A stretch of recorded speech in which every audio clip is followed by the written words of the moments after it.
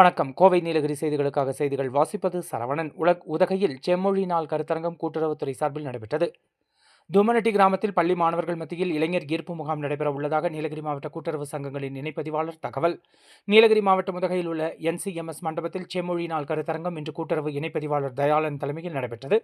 செம்மொழியான தமிழ் மொழியை கொண்டு சேர்க்கும் வகையில் கருத்தாளர்கள், துணை பதிவாளர்கள், ராமலிங்கா மேலாண்மை பயிற்சி மாணவர்கள், பேராசிரியர்கள் கலந்து கொண்டு தாய்மொழியே அனைத்து மக்களுக்கும் சிறந்தது என்றும், செம்மொழியான தமிழ் மொழியை உணர்த்தும் வகையிலும், தமிழ் மொழியின் சிறப்பை இந்த உலகிற்கு எடுத்துரைக்கும் வகையிலும் இந்த செம்மொழி கருத்தரங்கள் எடுத்துரைக்கப்பட்டது.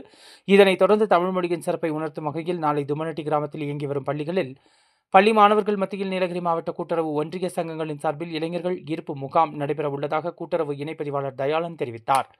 கோவை நீலகிரி செய்திகளுக்காக எமது சிறப்பு செய்தி ஆசிரியர் தமிழ் வெங்கடேசன்.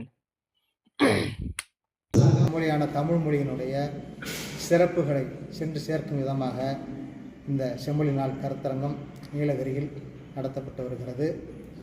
இதில் கருத்தாளர்கள், துணை பதிவாளர்கள், ராமலிங்கா வேளாண்மை பயிற்சி நிலையத்தினுடைய மாணவர்கள், பேராசிரியர்கள் அனைவரும் கருத்துரை ஆற்ற இருக்கிறார்கள். தாய்மொழியே அனைத்து மக்களுக்கும் சிறந்தது என்பதை உணர்த்தும் விதமாகவும், தமிழின் சிறப்பை உலகுக்கு தெரிவிக்கும் விதமாகவும் இந்த செம்மொழி நாள் கருத்தரங்கம் நடைபெற்று வருகிறது.